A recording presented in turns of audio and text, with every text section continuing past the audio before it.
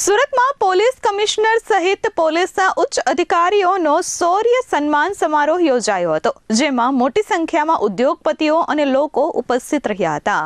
સુરતના કતારગામ ખાતે સુરત પોલીસનો શૌર્ય સન્માન કાર્યક્રમ યોજાયો હતો. સુરત શહેર નાગરિક સમિતિ દ્વારા આ કાર્યક્રમનું આયોજન કરવામાં આવ્યું હતું. કાયદાની જીત અને જનજીવન સુરક્ષિત તે હેતુસર પોલીસના ઉચ્ચ અધિકારીઓ અને પોલીસ કર્મીઓનું સન્માન કરાયું હતું.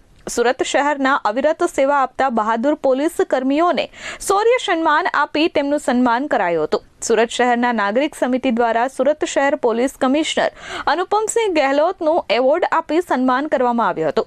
આ કાર્યક્રમમાં એસીપી, ડીસીપી, પીઆઈ સહિતના ઉચ્ચ અધિકારીઓનું પણ સન્માન કરાયું હતું. આ કાર્યક્રમમાં પોલીસ કમિશનરને સમર્પણ અને ઉત્તમ કામગીરીની વંદના તથા સન્માન આપવા વિશેષ કાર્યક્રમ યોજાયો હતો. મોટી સંખ્યામાં આ કાર્યક્રમમાં ઉદ્યોગપતિઓ, સ્થાનિકો ઉપસ્થિત રહ્યા હતા.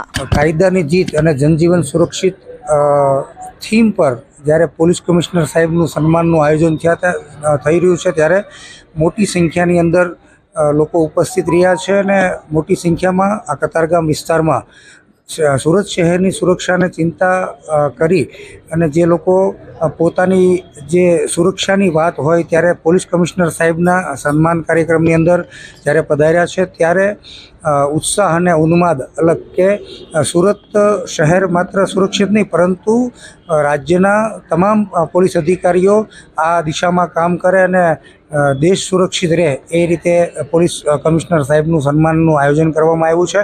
અને પ્રેરણા મળે કે સુરત શહેરના જે ગલી ગલીમાં જે રીતે અસામાજિક અને અનિષ્ટ પ્રવૃત્તિ કરનારા જે લોકો છે એમને મેસેજ પૂરો પડે કે હવે લોકો પણ જાગૃત થઈ ગયા છે અને પોલીસ પણ સતર્ક છે, જેથી કરીને સુરતને સુરક્ષિત બનાવી શકે.